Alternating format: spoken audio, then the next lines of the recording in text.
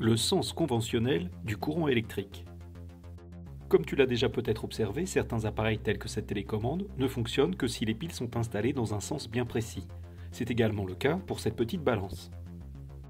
Des dessins indiquent comment les piles doivent être installées de manière à tenir compte de leur polarité, c'est-à-dire de l'emplacement de leur borne plus et de leur borne moins. Mais pourquoi l'emplacement de la borne plus et de la borne moins a-t-il une importance? Pour le savoir, réalisons une petite expérience. Connectons un moteur à une pile et observons son sens de rotation.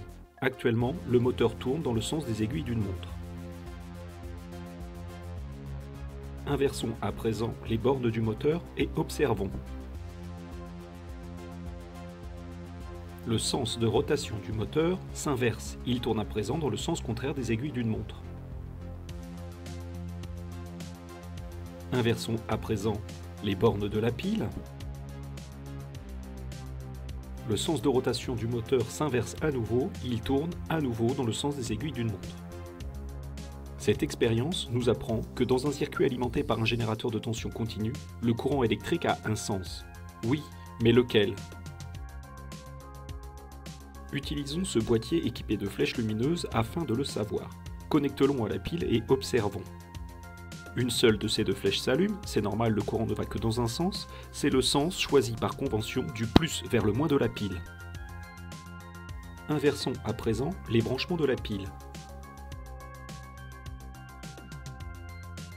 La flèche rouge reste éteinte tandis que la flèche verte, qui indique le sens du courant du plus vers le moins dans le circuit, s'allume.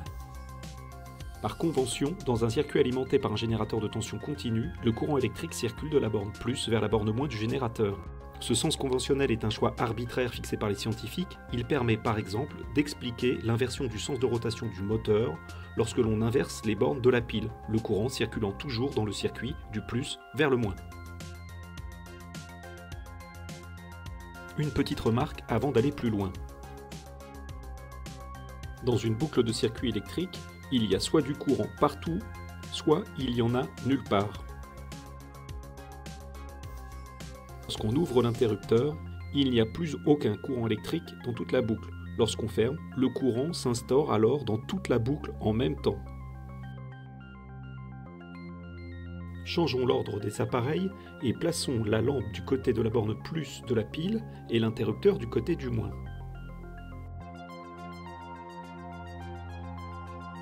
L'interrupteur a beau être placé après la lampe, comme il est ouvert, il n'y a aucun courant électrique qui circule dans toute la boucle.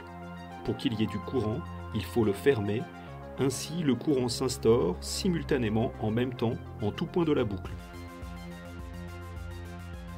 Pour terminer, étudions le fonctionnement de deux dipôles particuliers, les DEL et les diodes. La DEL est ce petit dipôle récepteur positionné sur ce support. C'est en fait un petit voyant lumineux.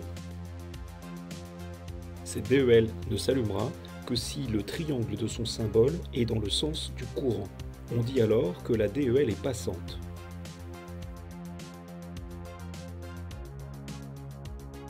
Si nous inversons les bornes de la pile, la DEL reste éteinte puisque le triangle de son symbole est dans le sens opposé au sens conventionnel du courant. Nous avons ici une DEL bloquante. Voyons à présent le fonctionnement d'une diode.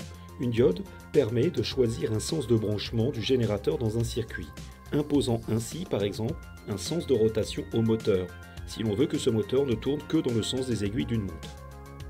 Une diode passante se comporte comme un interrupteur fermé. Inversons à présent les branchements aux bornes de la pile.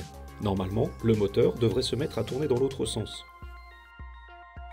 Il n'en est rien. En effet, la diode est bloquante, c'est-à-dire qu'elle se comporte à présent comme un interrupteur ouvert. Elle impose un sens de branchement à la pile, l'appareil ne fonctionnant pas lorsque la pile est branchée dans le mauvais sens. Le sens du triangle du symbole de la diode est à nouveau dans le sens du courant, elle est passante, et le moteur peut à nouveau se mettre à tourner, mais uniquement dans le sens des aiguilles d'une montre.